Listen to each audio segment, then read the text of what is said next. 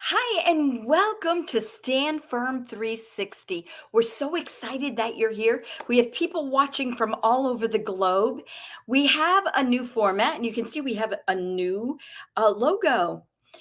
First and foremost, I want to tell you today's Jake McCandless's birthday.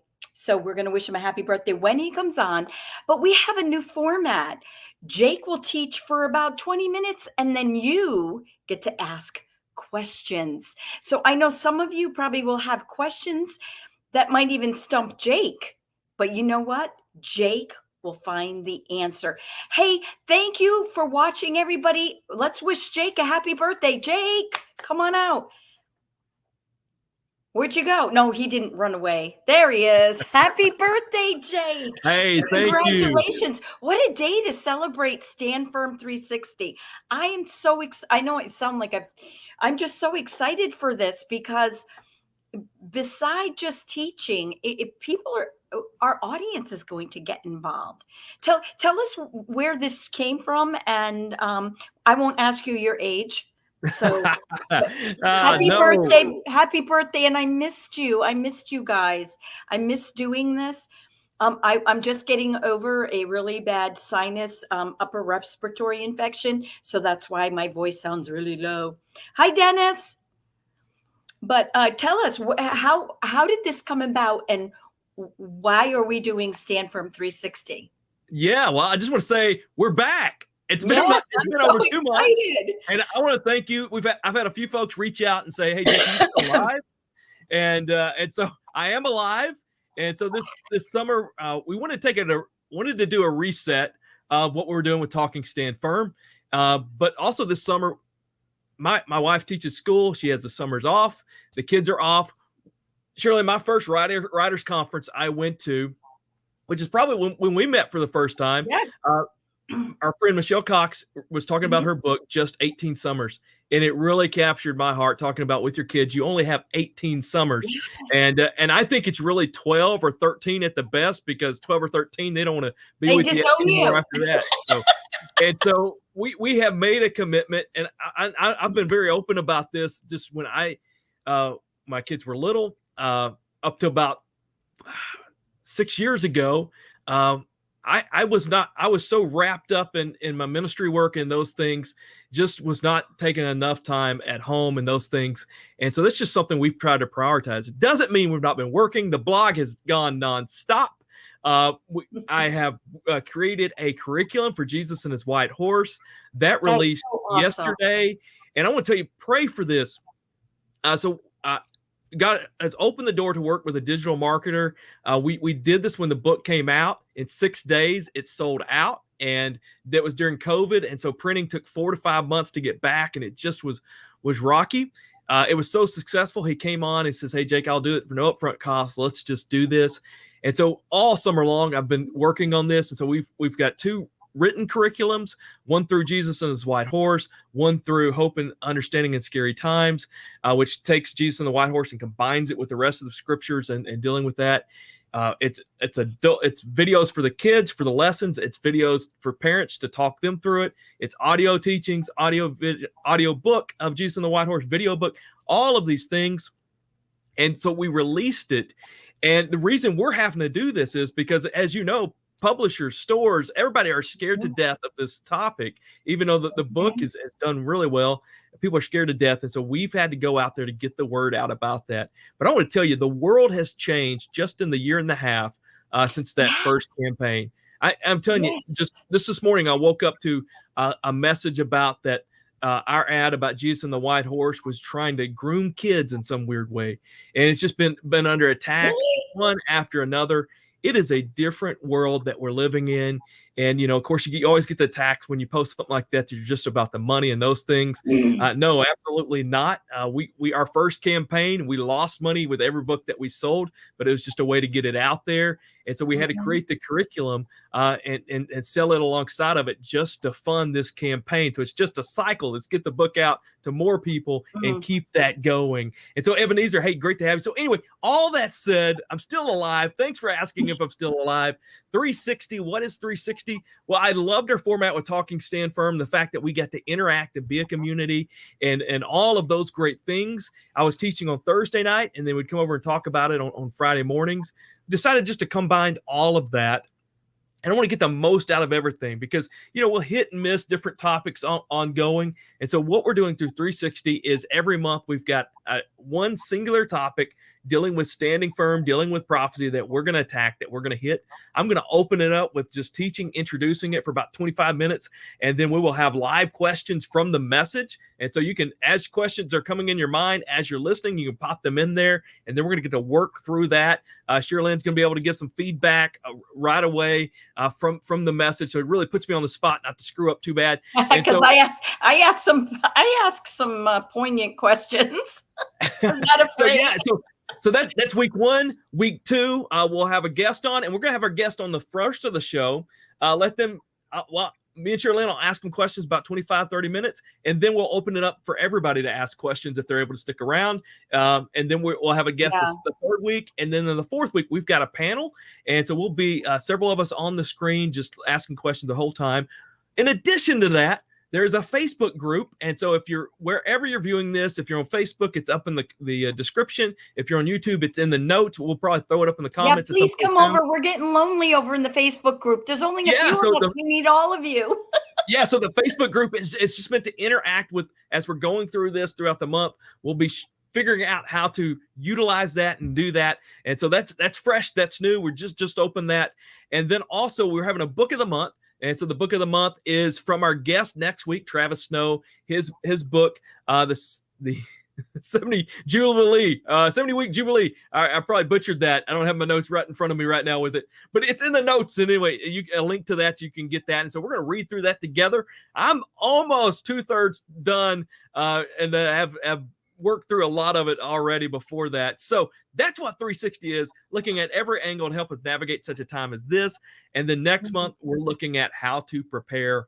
And so just real excited about that. You know what I love about this, Jake? What I love about it is our audience is from all over the world, and they are so knowledgeable. Yes. Yes, like Connie from South Africa right here. Yes.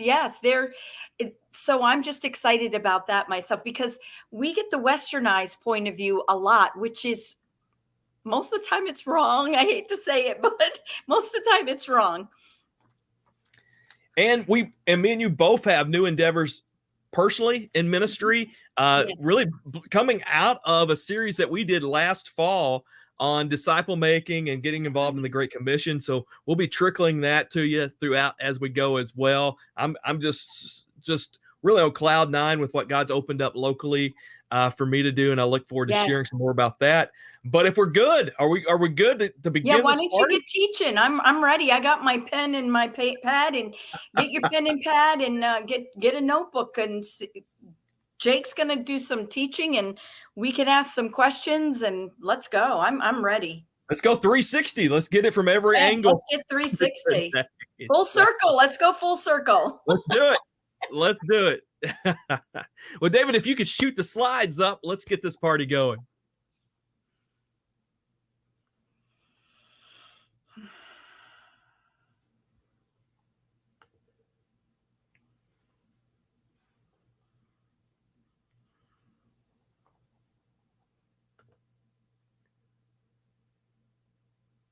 All right, we're ready.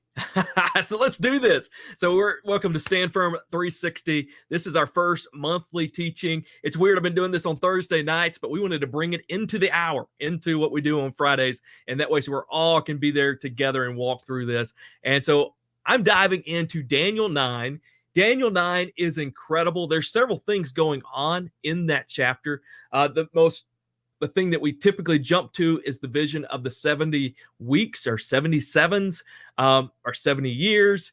And I want to tell you, as I going through Bible college, through seminary, this vision of all the visions of Daniel and really in prophet, well, let's say Zacharias gets some wild stuff, but within Daniel, this was a prophecy I'm just like, I'm staying away from. This is too wild. And by no means do I have it figured out. I don't think anybody has it completely figured out. And there's a lot of different views, a lot of different debate. And that's I want to tell you, that's one thing that Travis Snow does really good in his book, laying out the different arguments. I mean, me going through it, I didn't realize that there were these different arguments. But what I want to begin with is just say, Daniel 9, the vision of the 70 weeks, is an incredible gift to us as believers. It was an incredible gift in Daniel's time. It was an incredible gift. It should have been an incredible gift leading up to the Messiah's first appearing. But it is an incredible gift in us understanding the end of the age. And so I'm not going to dive into the different views. I'm not going to dive into the weeds. I just want us to sit back and say, man, that's in there. That's the hope as we're walking through that. It's just to say, man, and so that's in this chapter. I didn't realize that what we have, it is an incredible gift. And one of the things that it gives us is, yes, it is Stanford 360, is it brings us to talk about the first advent. When you say first advent, that's the first appearing of Christ. It's when he came the first time. And that if we look at the world at that time, we look at people who knew the law, that were faithful to God, and they missed it. Very few were ready. Very few accepted when Jesus came. Why? Because it wasn't what they expected of the Messiah. They didn't expect somebody to be born in Nazareth, though they should. Or not born, live in Nazareth, come from Nazareth. They didn't expect him to be on the bottom end, social, and economically. They didn't expect him to be the son of a carpenter, earthly speaking. They didn't expect him to not overthrow the Roman government at this time. They didn't expect him to be a suffering servant, though Isaiah talked about it at least 4 different passages of the suffering servant. Jesus did not meet the expectations. But right here in Daniel 9, it really said what the Messiah was going to do. It really split it up and talked about it in 2 parts. Again, many different views when you dive into it, but I just want you to hear what possibly we have here in Daniel 9. So Daniel 9:26. And so within Daniel 9, and we're going to touch on how it begins as we end, because I think it's really remarkable as well. But in the vision of 70 weeks, it begins with talking about this time period. And we're going to come back to what that is. But I want us to see what it says about Jesus' first appearing. And so I'm going to begin in verse 24. It says, 77s are decreed for your people and your holy city to finish the transgression, to put an end to sin, to atone for wickedness, to bring in everlasting righteousness, to seal up the vision and prophecy, and to anoint the most holy. What? It seems very cryptic in a sense. And there, of course, there are different views. But ultimately, I think we can just simplify this and say, hey, we've got 77s, which 77 refers to a group of 7 years. So 77-year time periods that we have until everything that was promised comes to be, comes to happen. Think of that. A time frame. That's what we want, right? I'm all about the timeline. You've seen my simplified timeline. If you're there on Facebook or especially on YouTube, it's our first video that you come to, and we do a series. I do a series live, and I've done it online because you are here, where we talk about where are we in the prophetic timeline. Well, we got years here. We've got time period. I mean, just incredible. We'll come back to that. Verse 25 says, "Know and understand this: from the issuing of the decree to restore and rebuild Jerusalem, until the anointed one," what? "The ruler comes, there will be 70 sevens, 62 sevens, and it will be 7 sevens, 62 sevens, and it will be rebuilt with the streets and a trench. But in time of trouble, after the 62 sevens, the anointed one will be cut off and have nothing." Okay, a lot being said there. We got this decree to rebuild Jerusalem. We've got the anointed one coming. But I want us to jump to verse 26.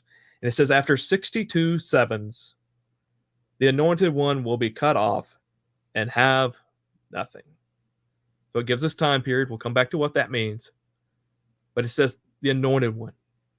From other texts, we understand this is the Messiah. This is the promised one. The one we know of now as Jesus. That he will be cut off and have nothing. But first of all, it talks that the Messiah is going to be here after this period of ultimately, as you walk through it, 69 weeks or 69 sevens, he will be here. Amazing. And it says he will be cut off. So strange. But think about it. If we were living before the time of Christ and we're trying to figure out the Messiah, if we could have gone here, you'd have the time period of his appearing. And then it's told he will be cut off. What does that mean? Well, we know on this side of it, it was a cross, it was a crucifixion. He was cut off from his work. He stopped. 3 years into his public work, he stopped. He never did all the Messiah stuff. And then a very strange statement after this, that he will have nothing, which many people run in different ways. I think one of the things that Travis does in his book, he touches on how commentators talk about, it seems to have this connotation of he will seemingly accomplish nothing. He will be cut off, and when we look back, you're like, dude didn't accomplish anything. He sure wasn't the Messiah with what he did. Think of that, what we have. In Daniel's lifetime, over 500 years before the time of Christ, before his appearing, we're told he's going to appear. In so many years, he's going to appear. He's going to be cut off. And he's going to seemingly accomplish nothing. Incredible that we have that. Now, we have so many other prophecies about the Messiah. I mean, the idea that he would be cut off, well, that is unique. But we go to like Isaiah 53 that walks through what Jesus will face, what the Messiah will face. We got the other suffering servant passages in Isaiah. But the beauty in Daniel 9, we have these things. Well, then it also jumps to the end of the age. And we have the end time timeline.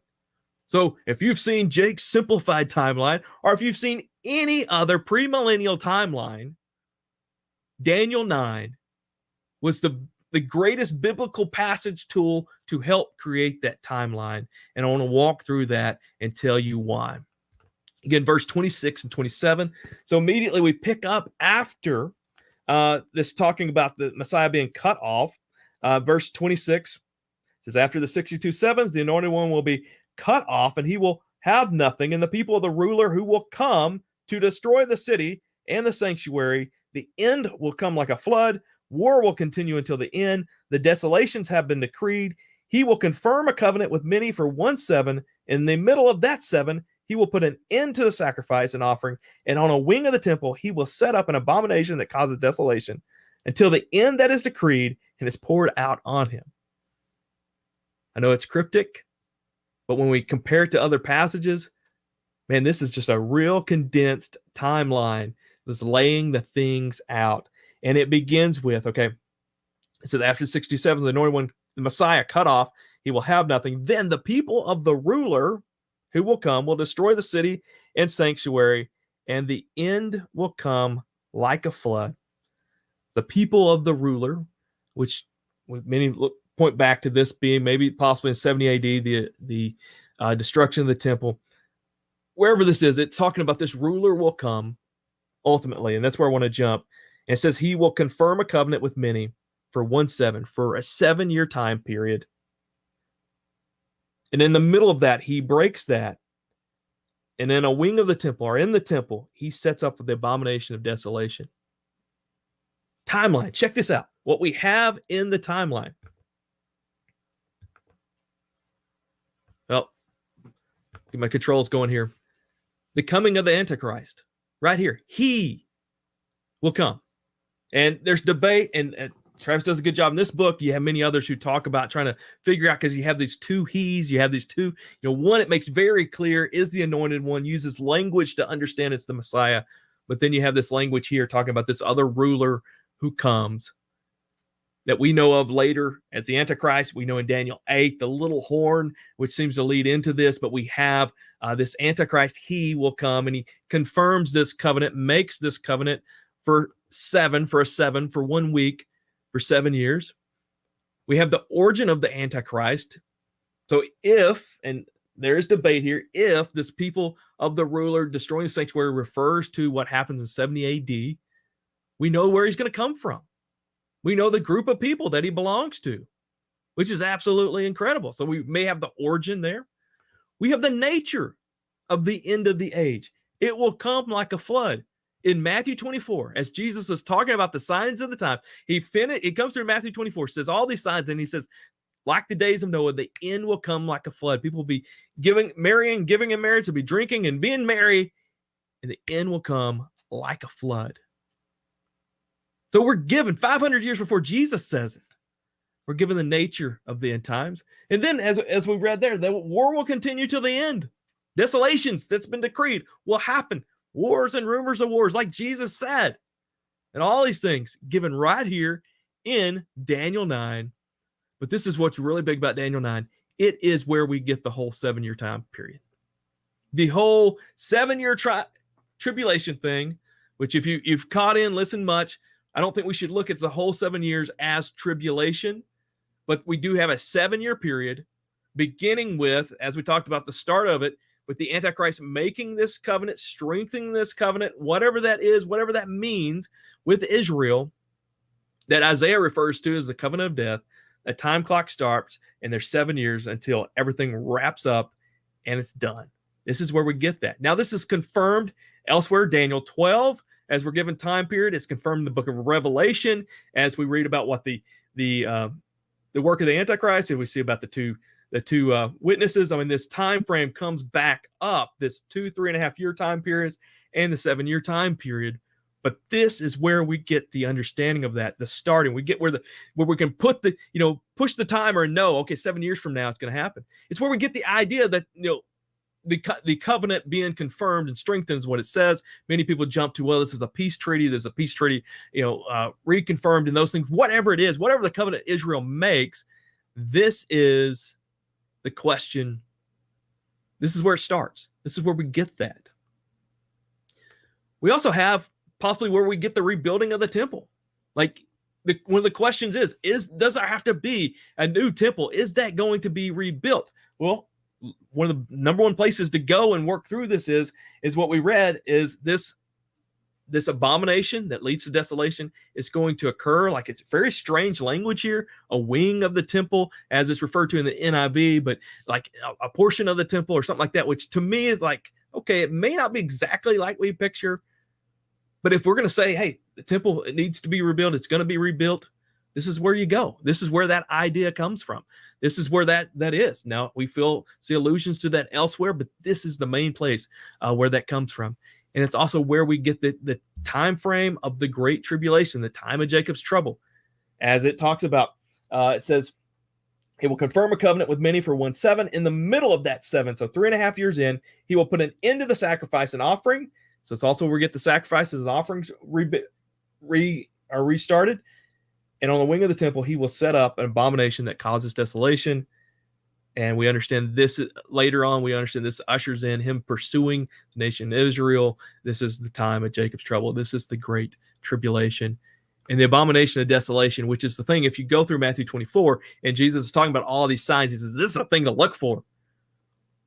And he's going back to Daniel. He says that Daniel said, the abomination of desolation that leads to desolation. And we understand this some way, and we see this in Revelation 13 a bit more, that an image of the Antichrist is set up, or something is set up that leads to worship and just is an abomination that leads to his ultimate desolation, but it also triggers the start of the Great Tribulation. But it also leads to the defeat ultimately of the Antichrist until the end that is decreed is poured out on him as it closes. And so he's going to have an end, which we know that we definitely see this elsewhere, but it's all here. I mean, we get this whole 7-year period right here. Daniel 9, the vision of 70 weeks is incredible. But I think why it's so incredible is because the context in which it's framed and it was given. That leads me to this. Daniel 9 gives us a model example of how our response should be to prophecy. The 70 weeks gets all the credit, gets all the attention, as it should, as you said. It's incredible what we have. But look at what this says about the response. Begin in verse 1. In the first year of Darius, son of Xerxes, who was made ruler of the Babylonian kingdom, In the first year of his reign, I, Daniel, understood from the scriptures, according to the word the Lord had given to Jeremiah the prophet, that the desolation of Jerusalem would last 70 years. So Daniel is one of the first to be deported, to be exiled to Babylon. So he's in Babylon, he's exiled. From there, he gets the news that Jerusalem falls, temple destroyed, more exiles come. He sees that. He becomes in leadership in Babylon, still keeping his faithfulness to the Lord. And somehow, he gets Jeremiah's fresh new book that was written as Jerusalem fell. He gets a copy of that. He reads that bestseller. You know, it's like getting a Jonathan Cahn book or something, right? You got the Harbingers by Jeremiah, and he dives into that. And he sees this prophecy that the Lord has given, that they're going to be in an exile, but it's only going to last 70 years. But listen to his response. So he's there. Babylon has been defeated. It's now, the Persians now have control. And he says, so I turned to the Lord and pleaded with him in prayer and petition and fasting and sackcloth and ashes. And I prayed to the Lord. I'm going to read his prayer, but this response is, read the prophecy. It's not just a prophecy, it's a promise of the Lord that he's going to bring the people back. So as Daniel's reading this, his heart, he sees, we're here because of sin. Jeremiah, these other guys, they tried to warn us. We're here because of our sin. But if we turn back to the Lord, he's going to bring us back. It's only going to last 70 years. And so he repents. He's praying for himself. He's praying for his people, on behalf of his people. He's like standing in the middle.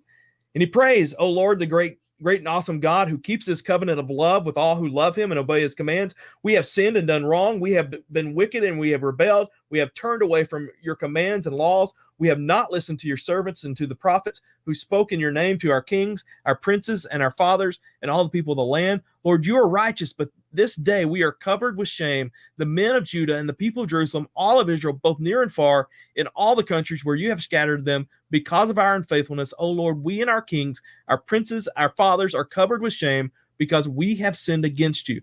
The Lord our God is merciful, forgiving, even though we have rebelled against him. We have not obeyed the Lord our God or kept his laws. He gave us through his servants and prophets. All Israel has transgressed your law and turned away and refusing to obey you." And he continues this amazing prayer. But that was his response. His response was brokenness. His response was, oh my, we've got to get right. He's praying for, Daniel was there, man. He was doing what needed to be done, but he's praying for his people. It's his answer, but he's also then goes on for God to bring them back into the promise and into the land, to keep that promise. And so in that prayer, from that prayer, God sends the angel Gabriel, who gives him the vision of the 70th weeks. So we have this amazing, amazing understanding of how to respond. But I also think Daniel 9 possibly gives us the timing of the first advent. And so it talks about there being this decree to rebuild Jerusalem. There's debate on which one this is. Again, I think one of the things Travis does in his book is point to possibly the when it was fulfilled, not just the giving of that, but when it was fulfilled. But whatever it is, because there were many decrees. We've got the decree from Cyrus to rebuild Jerusalem. We've got Nehemiah's time to rebuild the wall. We've got all these different things in these time markers. But from some time marker of this decree, there's going to be 483 years. And the Messiah appears, and that's when he's cut off. Think about it. If you were tracking in the Word, you're reading Daniel. You're reading Daniel in year 201 BC. And you see, oh my goodness, 483 years. It's been about 250, possibly. Man, I better tell my kids in 200 years, man, the Messiah is going to be here, right? If you're reading it in 81, oh my, it's been nearly 480 some years. Messiah could be here. I think that's why you had the wise men looking at that time period. So we have this here, this example of the first advent. But then we jump to the signs that we have. I think Daniel 8, possibly, if that's futuristic, looking at that and knowing that's a start of different things. We have the rise of the Antichrist, where he talks about the little horn and all those things. We've got all of that. And so if we can lean into the word today, how we might be ready to see the things when they occur. So much debate, again, on how it breaks down. But if that's what we have here in Daniel 9, what a lesson we could learn. Which then, as I was saying, it's a lesson on paying attention to prophecy, paying attention and looking at it and what it can do. And that's why we're doing this. That's why we're doing Stand Firm. Because part of being ready, being prepared for the last days is knowing what's going to happen. So I wanted us to look through what we have in Daniel 9, because I think it's an incredible gift. We need to dive into it. There's so many things we can have there that we can learn. But what I really want to point us to is just how that, if we could lean into it like they should have at the time of the first advent, what a difference that would have made. If we could propel ourselves to look at prophecy in that same way today, man, we could be ahead. Daniel 9 is an incredible gift. So if you're watching this live, I hope that you jump into our Facebook group. You'll find a link there in the notes. I hope you get our book of the month, you read through it and dive into it more. But I hope we challenge you and push you to understand more about Daniel 9, because it is an incredible gift.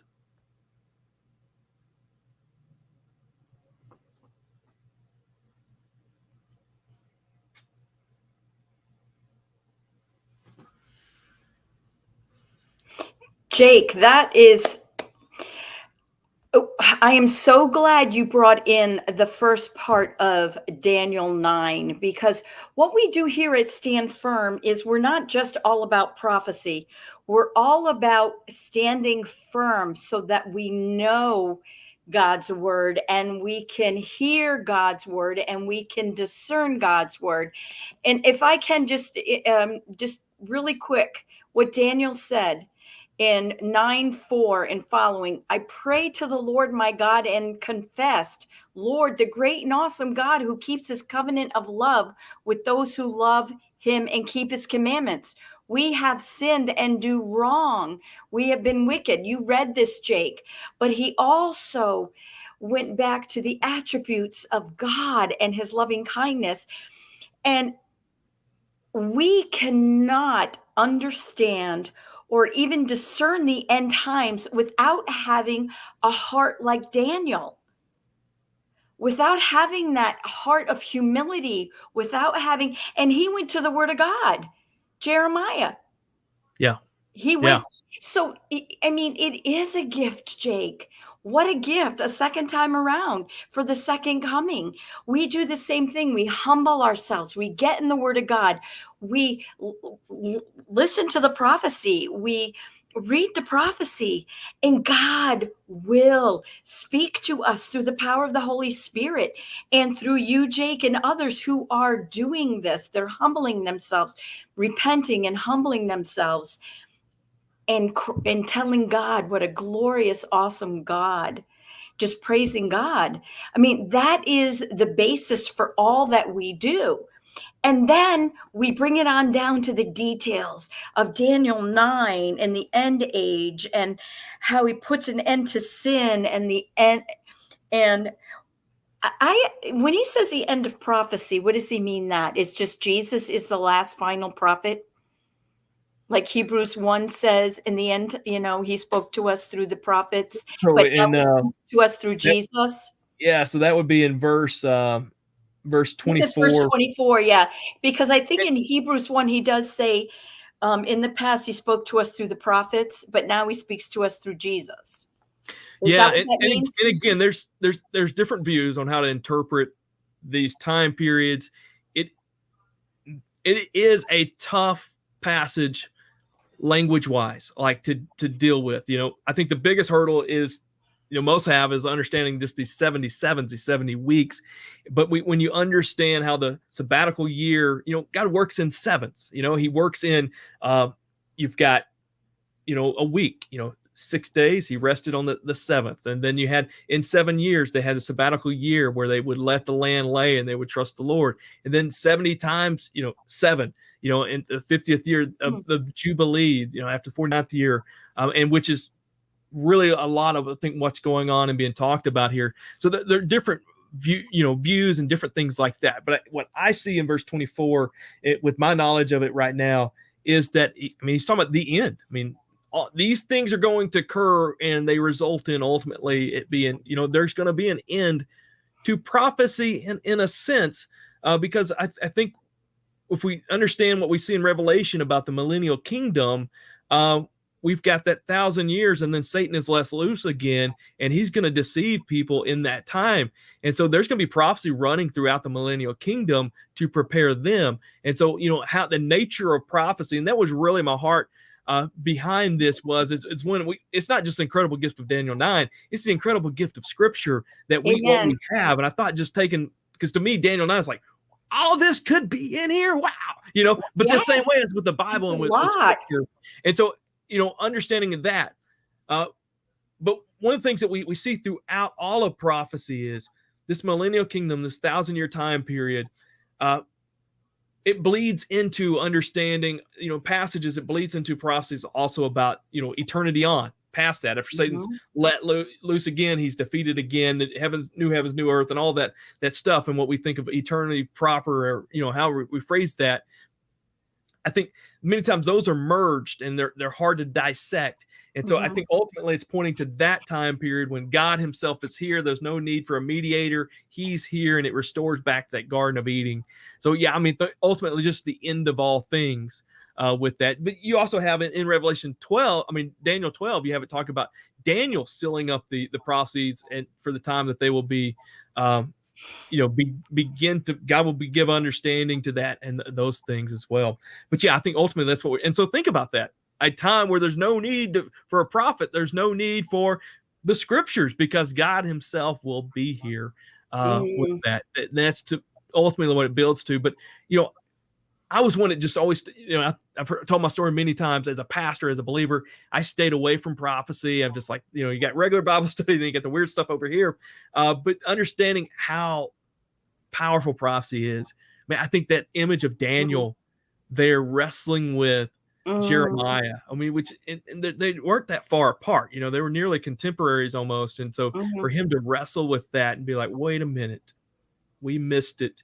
One of the stories, and can't go back somewhere in the Kings, the Chronicles, somewhere in there. I think it's in the King of Josiah's time, where they're remodeling the temple, and they find the Book of the Law.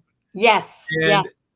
And so, they're practicing, religion, but they've got influence from the paganism.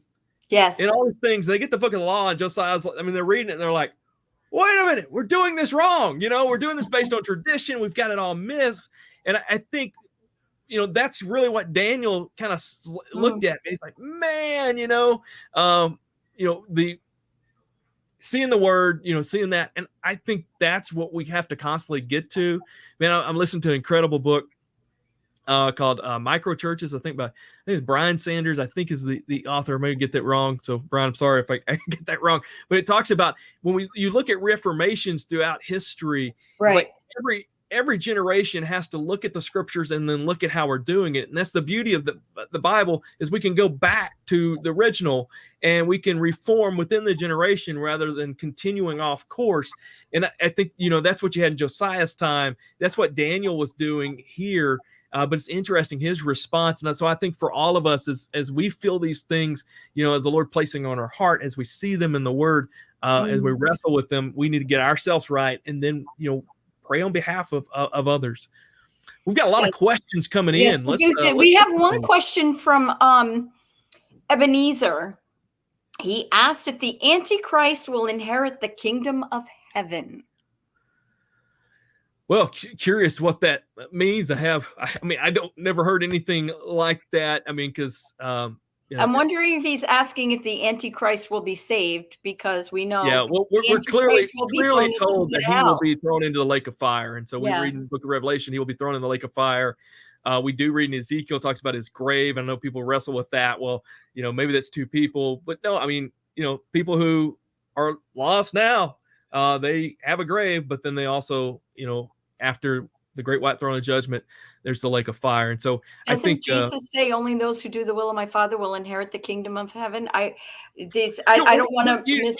we're all sinners. We've all done wrong, and Yeah, and God's gift of salvation, but we're told the destination of the Antichrist. So I mean, I think that's a clear no with that. wonderful. Great answer. Other questions? Yeah, we've got Ebenezer again. There's that next one. Let's just go back up. We've got one we missed. David, just in order, throw those ones up that you've got highlighted there. Marina, I think that the devil is born into the Antichrist and he'll try to counterfeit everything of Christ. Why not his birth? And I'll tell you, that's something I don't understand. We see both of them working. We've got Satan definitely is involved. I mean, we see this.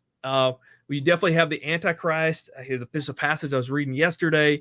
I wish I could just go back to that, but it was talking about how that it's Satan at work. Antichrist is doing the work of Satan. Well, in Revelation 13, where we see it talking about the beast, which represents the Antichrist, the false prophets. I think it talks about he's doing these miracles and things according to Satan, according to his work. We also see that 2 Thessalonians 2. And so, but I don't know how that is. I think it's very interesting in Genesis 3:15. The baseline of everything is it talks about the seed of the woman, which we know is Jesus. Yep. And we being in conflict with the seed of Satan, which is very curious. And there's a lot of people who run with that in different ways. I don't know where to take that. I don't know. But somehow Satan is going to work through the Antichrist. However that is. We've seen him work through other people, no doubt, but yes, this seems to be in a way. I think also when you tie in 2 Thessalonians 2, the restrainer, I think we've not seen him work in this way through an individual because of the restraining. Whatever the restrainer is, something's restrained that. And so I think it goes to a whole nother level. But no, I don't know. And I know a lot of people throw stuff out there. I can't go to a passage that explains that fully. So we're working on, I'm so excited about this, a full follow-up children's book from Jesus and His White Horse. It's called, I better not give this away yet. But in it, we're trying to, we bring the Antichrist into the story. We just talked about Jesus' defeat of Satan in the first one. We tried to bring it in. So I was like, how do you do that? How do you convey that? And so in the artistry work, what Tyson did is he's got the Antichrist we call the pretending king, and then you have his defeat, but it's a shadow in the background of what we call the great liar, but Satan in the background, and how that you've got both. And so definitely, I mean, there's some interaction. I think Genesis 3 is very intriguing, which says the seed of Satan, but I don't know, and I don't know of a clear place to go with that, but there's a lot of theories out there. Any more questions? I think that's an incredible question and thing to wrestle with, but I don't know a good source or good place to go to with that. What prophecies have yet to be fulfilled? Is it Mikhail? Joining us from I have it from South Africa, right? Yes. Zambia. From Zambia. There we go. Awesome. Great to have you on. What prophecies have yet to be fulfilled? Well, I think there's a long list. For me, I'd break them down into just a few different groups. One about the Antichrist and him rising.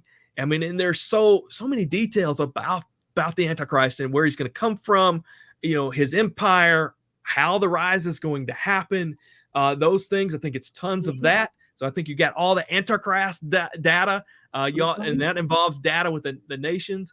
You have the Israel data, what God's going to do with Israel. I think, so when we look at the Antichrist, he's got to rise. There's a progression of rising. Daniel 8's one of the best places to see that. I think Daniel 8 is all futuristic, possibly. And so it seems to be a battle between Iran, the ram, and then the one-horned goat, Turkey, eventually a battle, eventually Turkey leading this empire. Somebody gets the party started, that prominent horn. It's divided up. We see a division of 10 at some point. We see a division of 3 there, the Antichrist coming from that. And then we have, as we talked about in Daniel 9, him making that covenant, and then eventually him breaking that covenant. I think you also have the horsemen. When you talk about, I think they're representative of what's the Antichrist is going to do. He's going to come in conquest and bringing fake peace, in a sense, the white horse. He's going to bring war and all the things that happen with that. I think you've got a lot with the Antichrist. I think we say, well, what's next with that? I think Daniel 8 holds they're going to happen. The beginning of the birth pains, Matthew 24.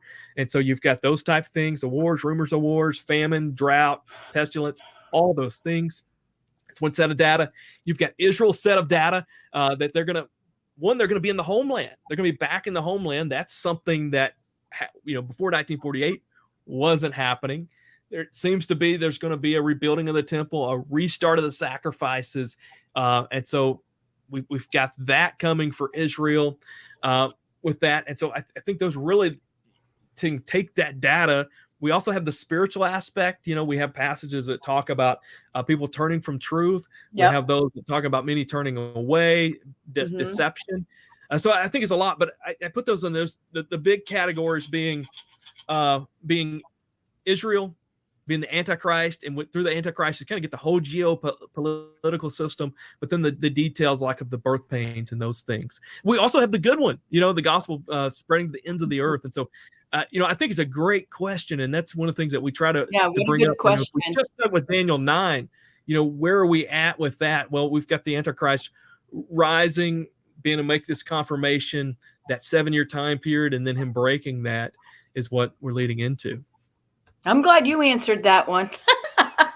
Well, I mean, it's incredible to, we have that. I mean, just the microcosm of Daniel 9 that gives us so much detail, and then you can go back into scripture as well. I mean, that's just incredible. And so it's Michael. So we Michael, sorry we butchered that. Treason. Hey, man, love the name. What we got? Yeah, some people say Daniel 8, big horn breaking to 4 horns, is referring to Alexander's empire divided to 4 of his commanders. Do you think this is correct? Well, so that is the number. So that's like the prevailing view of how to understand Daniel 8. It is that you see, Alexander the Great is the prominent horn, then it's split up to his commanders. That's what I'd always thought. It's what most of the commentators say and those things. But if you read through it, note how many times it says this is a prophecy for the end. This is something for the end. There's also debate over that. It wasn't exactly 4 commanders, and I don't think that's necessarily valid here. I feel like what happened with Alexander. I feel like what happened with Alexander is a pattern. Our friend Daniel Seckham talks about pattern prophecy. It just repeats itself. Like, many people will say, man, it looks like the world, it could have ended so many times, go back to Hitler, go back to Stalin, go back to all these people. And it's almost like the Antichrist story. And then it's like something restrains it. Oh, that sounds biblical. It doesn't fully go full on. And so I think you just constantly have this repeat. I mean, think how many times. So the picture that we're building towards is Israel, is Jerusalem being encircled by the Antichrist and the army he gathers. That's what everything's building to. How many times has this been repeated throughout history, with the Assyrians, with the Babylonians, with the Romans? It's just, and then we have it within the Crusades. And so I think he's on to something with this pattern aspect here. Yeah. I think I feel like Daniel 8, because of the language, it is pointing to something that's going to happen in the future. But I don't think it's wrong to say, hey, it was seemingly almost fulfilled here. I think it's repeat. Many people say, Daniel 9, we talked about the abomination of desolations. Many point to that and say, well, that was filled to Antichus. That was filled up during that time before Christ. Well, why would Christ repeat it? Why would he teach it? Because he's coming after that. So with that, but yeah, it almost was. What happened there almost was. And so I think that's I really think that's something to go to. But I want to say I'm in the minority to say that Daniel 8 is futuristic, and so that's scary if you're in the minority. So I want you to I want people to hold loosely to that. But I think we at least see a pattern, if not the fulfillment. Yeah, there. like a foreshadow. Yeah, foreshadow. Yeah, and it's interesting. A good author would do that, right? I mean, just how brilliant of a story would that be if you could have a pattern, a foreshadowing of the end multiple times throughout the story, and no one really know they get to the end and they see that. Right. So yeah, we have some really good questions. Very good questions. I see another one. I know Michael's saying there's a difference between receiving a prophetic vision from God and God leading you in a certain direction, such as Philip receiving a message from the Lord to go to the Ethiopian and Daniel's visions. And I would say yes. I mean, it's the Lord.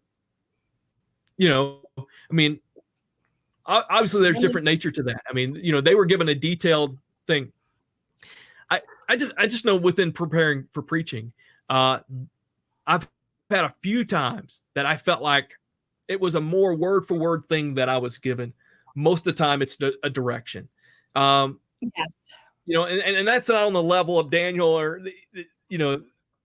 anything like that. I don't, Philip, I don't mean it in that sense, but there's just different ways it works. And it seems to be the majority of the time, like you said, it's direction. And it's a path. It's God leading. We're called to follow, and it's that leading. And then there are these situations where God has given grandiose, detailed visions as well. Yeah. So 1 John 2:18, little children, is it the last time? And ye have heard that Antichrist shall come, even more than many Antichrists, whereby we know that is the last time. Interesting passage. Of course, John is where we get the term Antichrist. So it's interesting when you talk about the Antichrist. Paul refers to him as a lawless one. John in Revelation refers to him as the beast, and then we've taken the Antichrist term and really used it here. What exactly is John necessarily meaning here? Don't necessarily we have to plug this into the end in a sense. I mean, it is repeat pattern. We're going to constantly face this enemy. But John's warning, you're going to face those that come against you. I mean, it's almost here. He's almost pointing to the pattern things as well. There was one time where you actually gave a definition of antichrists and the Antichrist. Can you explain the difference between the Antichrist and antichrists? Oh, well, I think it would go back to that pattern aspect. I don't know if the Antichrist word, if we should say that's just a magic word of like a unique division of things. I think he's just saying, things that are anti the things of God, things that are contrary to him. And I think there's many ways that's let out. That's false teachers. That's all those things. But I think you also have, there is clearly scripture talks about there is one coming at the end. But if he's perceived as a Messiah to some, then you go to Matthew 24 and it says there will be multiple false messiahs. So I think you've got that dynamic of multiple things that are coming. So, I mean, I think there's a lot of different things there. But, I think far as like when we just the term, a lot of people talk about, John uses the Antichrist spirit. The Antichrist spirit is already among us. We've got an enemy. I mean, that's the story. As believers, there is an enemy out there. The parable of the weeds and wheat in Matthew 13. It's interesting when you go through there. That's something we always throw that out to like describe why, there's like maybe unbelievers in the mix of problems in church and those things. But if you go there, it's really just explaining the world and how it's going to come. Is you have Satan's planted seeds. God has They're growing up together, and it can't be, it's going to be that struggle. And so, I think it's as simple as that when we talk about the Antichrist spirit. I do want to hit Michael's question here about what is the best scripture used for pre-wrath or post-tribulation belief. And of course, that's a whole can of worms to get into. But I just want to show you the journey that I went on with that. Was taken to, we see this in 1 Thessalonians, I think in verse 4. We also see it in 2 Corinthians 15, 1 Corinthians 15. I should have the notes before me, but where it talks about the resurrection. And then jump to Revelation 20, where it talks about the first resurrection. I think it's verses 5 through 6 there. And then look at the timing of the first resurrection. That was the first pass someone took me to.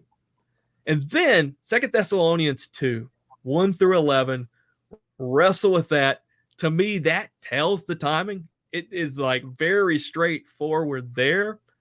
And then add to the mix Matthew 24 and understand it chronologically and understand the gathering is the rapture and resurrection, and look at the timing of that. And so that's the journey I encourage folks to go on. And I think it's 1 Thessalonians 4. David, if I'm getting it wrong, throw it in the notes there. 1 Corinthians 15 is a passage about the resurrection.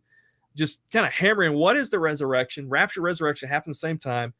Revelation 20, 1 through 6, you find it talks about the first resurrection. Okay, think about the timing there. The 2 Thessalonians 2, just let it say what it says. And then Matthew 24, okay, if this is chronological, where is it here? But then the other challenge I have is to go look and see, okay, pre-tribulation, what are the scripture references for that? And just see which one talk about timing the most. That's what my challenge would be with that. Do we have any more? Hey, Matt's on here. We have a few more minutes. Yeah, a few more minutes. We are. So birthday day today for me. And David, we missed. Did I understand yours was the 6th? We have Matthew. We had a Michael on there that had a question. So David, I'm sorry we didn't get you happy birthday with that. So my kids had prepared a yes day for me. Anybody know what a yes day is? Yes. That means whatever I say, I get to do, and they have to do it with me. And so I'm excited to get them to do a bunch of stuff they normally wouldn't do today. And so that's what we have afterwards. But yeah, I want to hit Michael's question here.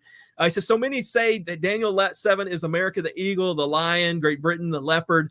I have left this belief, but what are your thoughts? Yes, I'm with you. What is dangerous is if you don't have something rooted in the text to guide your interpretation. That to me is what is dangerous. Daniel 2, it's pretty detailed what those are. Daniel 7 seems to relate to that. I think also Revelation 17, 9 through 13, it talks about, I like to think of it as the flags that flew over Jerusalem in a sense. I think working through those and those nations could help ground us at Daniel 7. There's a lot of different interpretations, man. It's like everybody writes a book, has a different 4 people they put in for Daniel 7. I would be careful with that. I think to a certain degree, it's parallel to Daniel 2, but there is an aspect of these being there at the same time at the end, which I think is something to wrestle with. Daniel 7 is a tough one to me, but I think this view of, just plugging in Western nations because, they have something on their flag, it is interesting, but we can't, that's eisegesis. That's reading in now to there. And I think we've got to say, okay, from the text, elsewhere in the text, how does that help us identify these? And if we can't, we can just sit back and say, okay, there's 4 kingdoms. There's one that's going to come to end. It's going to be pretty bad. And there's some details we know about it. I think that's the ultimate thing is, let's just know what the text says, and then yes. Project. But the thing about prophecy is not every new prophecy passage is a new story. It's all one story. Genesis 3:15, Revelation 12 lays out the story overviews in a sense, and it fits in there. And so I think that's something we've got to be very careful with. And the bottom line, if we know that there's these 4 empires, and this one's going to have 10, group of 10 rulers, and one is going to come from it. It's the Antichrist. And Yes. that's good there. And there's plenty of other passages that talk about the location of the Antichrist.